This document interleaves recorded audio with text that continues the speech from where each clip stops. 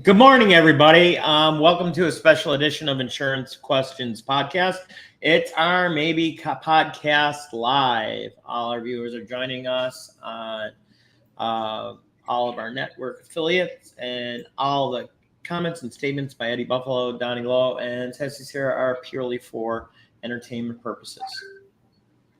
Your turn, Sarah.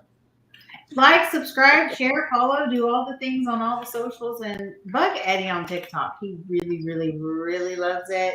That's all he talks about. Is like, look how amazing I am, and how many people tell me. Make sure you hit that fan mail button too if you're listening or viewing. So send those emails to Eddie. And again, TikTokers, he loves that correspondence back and forth with you. So thank you. Before we get started, me and Don were just talking about something real quick, Sarah. This is breaking news coming from X. Jamie Dimon, CEO of JP Morgan Chase, has praised Elon Musk and Trump's plan for government efficiency commission, describing it as a very good idea. What are your comments on that, Sarah? I haven't been keeping in touch with it. What's Trump's suggestions? Of getting Elon Musk to run a commission basically for efficiency in government. I mean, you can't say he's not efficient. The man has a lot of businesses. I hear about a lot of things, though, where his employees are expected to sleep in the building, have cots, pretty much work nonstop. So I don't know how that would work.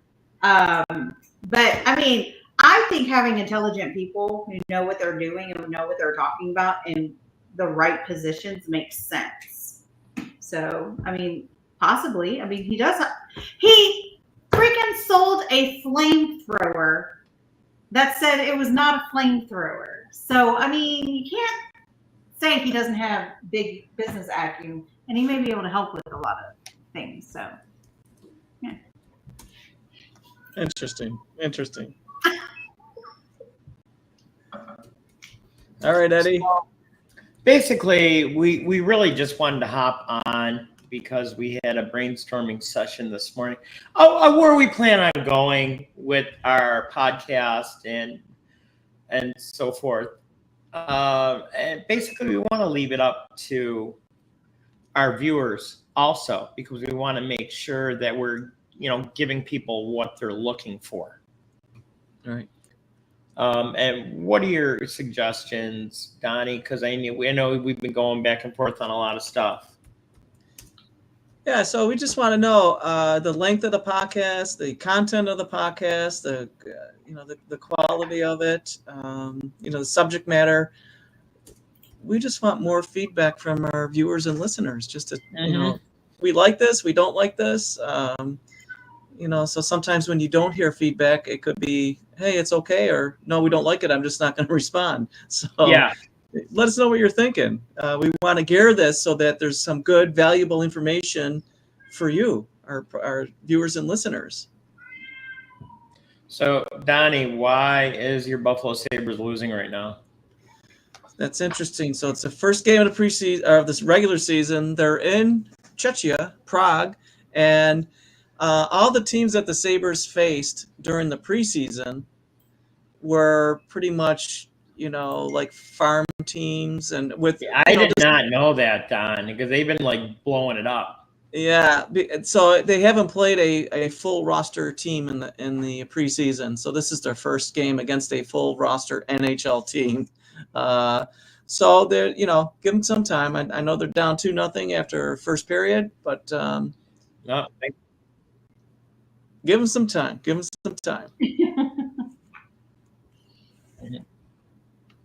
It's so weird. You're quiet. So Sarah, it's funny. We talked yesterday. Recovering. Oh, you know what? It's your internet. I'm actually posting the link for the show right now to all our socials, so people can pick up the feed, and I can see people are pouring in right now. It's really funny that it's not funny. But yesterday, what did you talk about, Sarah, that's going to happen before the election? You got to be more specific. There's going to be a lot of things. We started talking about the people that ship stuff. Oh, no, I told you it wasn't going to last that long. It was just for negotiations. And I know that ended yesterday. They've already come to an agreement. Although I didn't hear this, my husband had told me about it. They asked for a 62% raise over the next 6 years. And I'm like, I get getting raises. And I know they're in unions. They got to negotiate everything. But I don't know how much they make. And I'm like, are you underpaid that the 62% will get you to what you should be paid? Or is it severely overpayment? Because it runs into the problem of if your wages increase, that means shipping fees are going to increase, meaning my products are going to increase. My wages aren't going up. I know other people's aren't going up. So then it goes into the how bad is this going to be because of that increase? But again, if you're underpaid and you get the increase, I'm so for that. But yeah. Well, and another thing that I was talking to the guys about at the gym this morning, we were talking about this, as we sit there and solve the world's problems every morning. No, not really. And I brought up a great point. I go, well, it cost me a lot more living here than it did in Buffalo, New York. So when you're saying that these guys are getting all this money and all this, everything's going up and everything, how does it compare to where you're living? You know what I mean? Right. Well, and that's why I say I don't know what they're making, what their take home is. I know none of that. So it's not that I'm against the pay raise. I think everybody should be paid a livable wage that makes sense. It's when the wages are inflated so much and it's not necessary. I don't want to say not necessary. I'm all for make whatever you make. But I know that living in New York or California, the wages have to be higher because of property taxes and everything else. Cost of living is more than if you were to go to, let's say, Idaho, it would be a little bit less. So I understand those fluctuations, which is why I don't want to talk about that. I think too. The other thing is you don't know when the last increase of their salary was. What if it wasn't in the contract before? You know what I mean? What I was going to say is I think a big sticking point is basically automation. So they're, obviously the union wants to keep as many jobs as possible. And yet, how can they grow with the times of more automation? So that's a big thing. And I don't think it's fully settled because I believe they just kind of suspended the strike until January. And they're going to go back to negotiations, I believe. So there's that too. Well, when we talk about cost of living, everybody knows I go to the gym every morning. I go to the Purple Place in Greenville. Everybody probably knows what that is, Planet Fitness. And what I'm super confused the prices. Do you know the last time Planet Fitness raised their prices? Anybody? No. A couple of years ago, 10 years ago, 1998. And I'll tell you, everything has gone up. I mean, from gas to eggs to bread, and how they survived not making that increase over the years. I mean, whoever came in, they got to be the bad guy saying, hey, we got to raise the prices finally, folks. Well, but so here's the thing that you have to think about with their pricing scale to keep it so low. So when you go in and do your memberships, you don't cancel it if you don't go because it's $20 a month or I'll make it up there eventually. And then they still get the income. That's where a lot of the gyms, that's how they make their income is the people who are on recurring payments who forget. Not even that. They make the most money off the people that don't show up. Yeah. Right. Because they don't have to maintain the equipment and everything. Yeah. Yeah, that's crazy. Wow, since 1998. That just blew my mind when I was reading that article. It's like, well, I get it. And I get it. People are going to get mad. And, how about the people in Midtown Manhattan?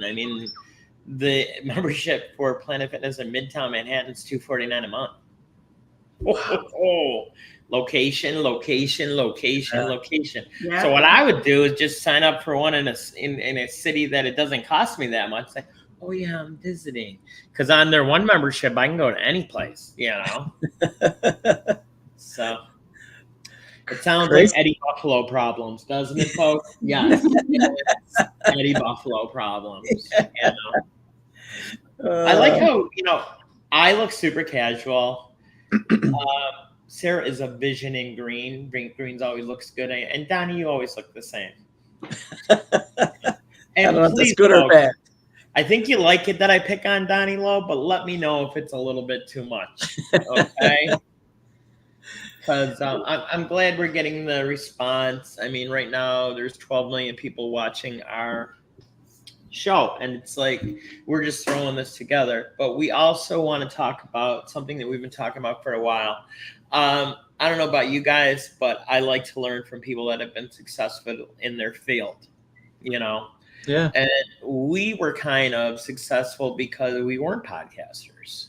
We weren't looking at it that way. I was pretty much trying to put things together. If you want to meet the most people, you got to go all these network events. That's why we're on 42 podcast channels. Because if you can't find us, you got a problem.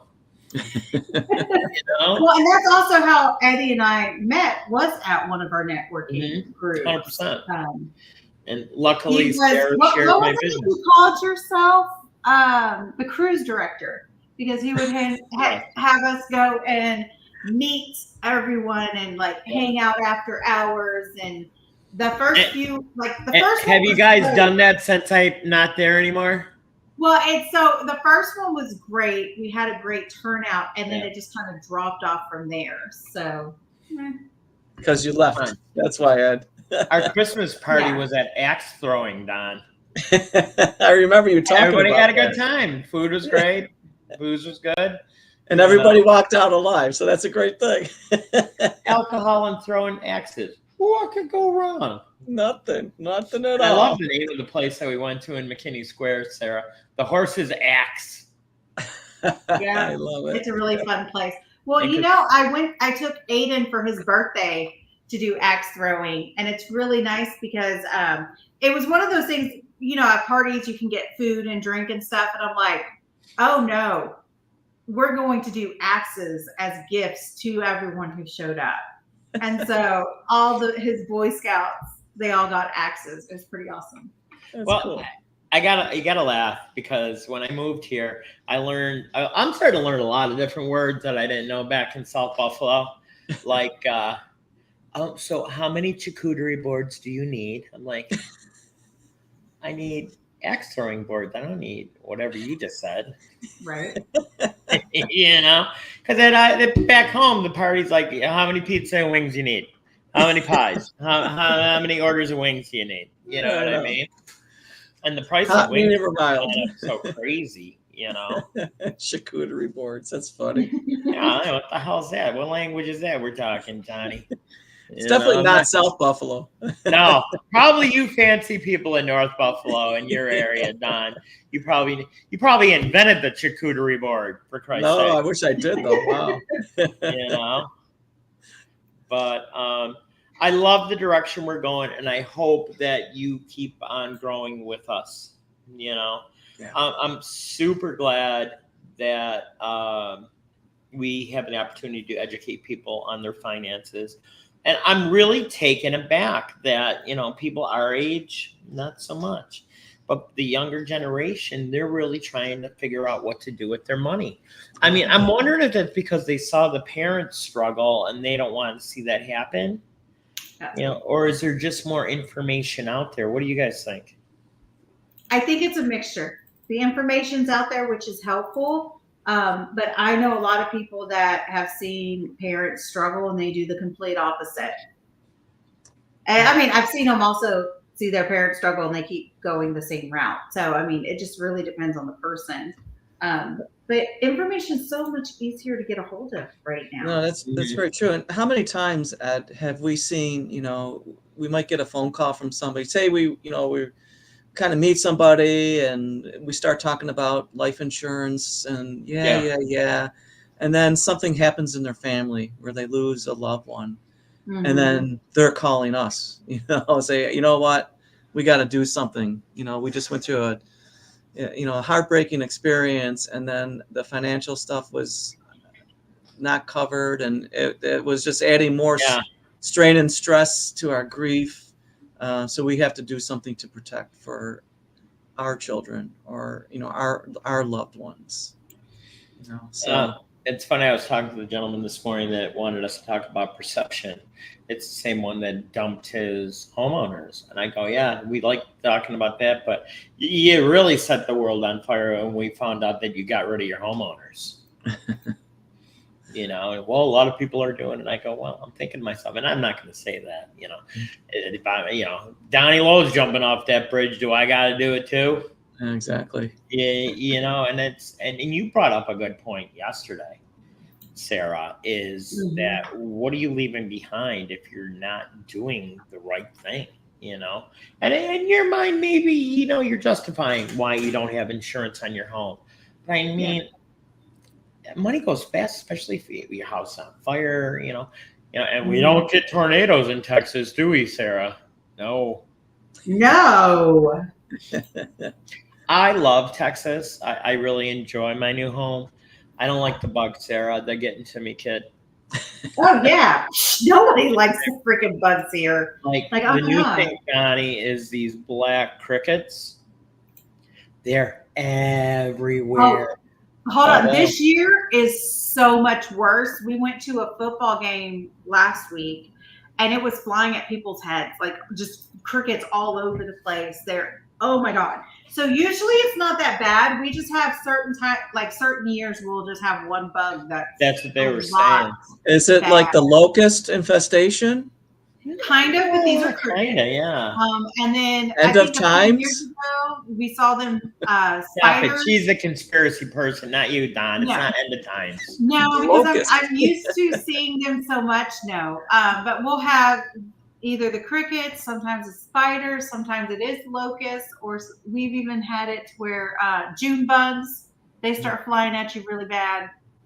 It depends on the year. Well, In Florida, they have the small bugs. They call them don't see them because they're so tiny, and yet you go out there like you can see these bad boys. Yeah. But it's funny, Sarah, because I know you do a lot of shopping, but I've noticed, like, when I've gone into Home Depot or the Wally World, because they have the big open, like, for their gardening and stuff like that. Oh my God, Don, you walk into Walmart and all you hear is crickets. Not in a good way that it's quiet. They're loud as hell.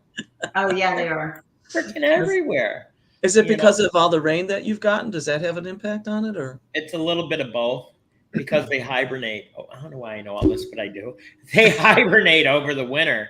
So, like, they're laying eggs now when it's nice out, and they're not going to hatch till the spring. Okay. But Sarah, I don't remember seeing these guys in the spring, just now. Oh yeah, no. Like I said, it goes different. There are some years where their flies are horrible too. So you have to get the little traps from Walmart or Home Depot or something like that. I think I've only gotten those traps. I've bought them maybe 3 or 4 times out of the entire time I've lived in Texas because the flies were so bad. Yeah. Like this year, it's not as bad as needing them, but we'll get some in the house. And I just have to show my son like how long flies live. And just for information, because his question was how many babies can flies have? Because I was explaining the stages. And they can, every time they lay eggs, it's 150 eggs per time. And they can do it for 5 to 6 times out of their 1 month life cycle. Wow. So you're talking about like 700 to 900 freaking flies. And I'm like, oh, that makes sense of why some years it's worse. Sarah, what about those big, gigantic water bugs, the red ones? Oh, God, those are disgusting little mofos. Yeah, because the guys like, it's hot out. They're looking for someplace cool to be. So every time somebody moves out of my apartment complex, I have more of these guys come in. The one guy was so big, he's like, hey, Eddie, you going to the gym? Can I go with you? Oh, yeah. So where are the Pop-Tarts? They always say when you see roaches, like if you see one, there's millions behind it. Oh, yeah, with those stupid things, and they fly at you. By the way, they Oh, I didn't freaking know that. fly. Sorry, I have trauma from those stupid bugs. Like, anyways, what they do is they get out of heat, or if it rains a lot, they usually live in like dead trees. I think I've looked it up one time. So they live in like trees or wood that's dying or something like that, and they just come inside. So they're more of just a nuisance that fly at you if you freak them out. Not that they actually mean like dirtiness or anything like that. But This program is not sponsored by the Texas Chamber of Commerce. Oh my God, I hate them so much. Like, yeah.